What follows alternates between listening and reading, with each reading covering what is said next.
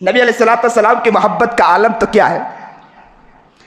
عالم یہ تھا کہ ایک غار کے اندر نبی کریم جناب سرکار دو عالم صلی اللہ علیہ وسلم سارے سوراخوں کو بند کیا، ابو بکر صدیق بیٹھے، گود میں نبی علیہ الصلوۃ والسلام کا سر ہے، اور ایک غار کا حصہ ابو بکر صدیق نے اپنے پیر سے روکنے کی کوشش کی کہ کوئی زہریلا جانور نہ آ جائے، اس لیے کہ سارے حصے کو تو بند کر دیا تھا، کپڑے کو پھاڑ پھاڑ کے محبت کا عالم تھا ابو بکر صدیق کا، اور نبی علیہ الصلوۃ والسلام یہ آرام فرما رہے ہیں۔ نبی علیہ الصلوۃ والسلام کا چہرہ آسمان کی طرف، ابو بکر صدیق کا چہرہ نبی علیہ الصلوۃ والسلام کی طرف، کیونکہ صحابہ کرام رضی اللہ تعالی عنہم اجمعین ایسے عاشق، ایسے مجنوں تھے کہ ان کا چہرہ نبی علیہ الصلوۃ والسلام کے چہرے سے ہٹا نہیں کرتا تھا۔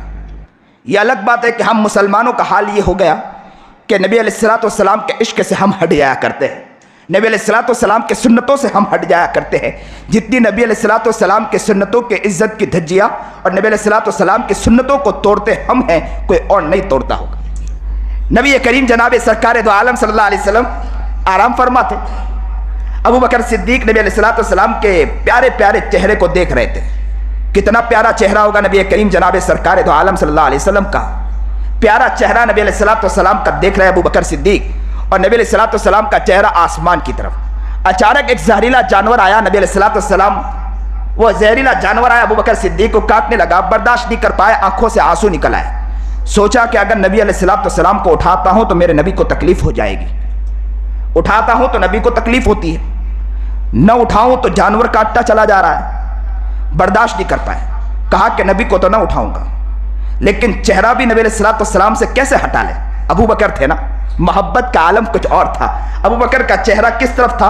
محمد عربی جناب سرکار دو عالم صلی اللہ علیہ وسلم کے چہرے کی طرف۔ نیت کرو انشاءاللہ آج کہ انشاءاللہ ہم نبی علیہ الصلوۃ والسلام کے سیرت سے انشاءاللہ ہم نہیں ہٹیں گے انشاءاللہ۔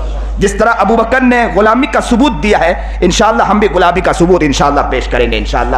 گھر میں بچوں کو کہیں گے نبی کی محبت کو انشاءاللہ زندہ کرنا ہے، بچوں کو کہیں گے کہ بیٹا نبی کا عاشق بننا ہے۔ بچہ صبح اٹھ کر کہے ابو ابو ایک واقعہ بتلاؤ، باپ کہے کہ بتلاؤ بیٹے، کہے بچہ آگے بڑھ کر کہے ابو میں نے آج رات کو جب سویا نا، صبح اٹھا تو مجھے نبی علیہ الصلوۃ والسلام کی زیارت ہو گئی۔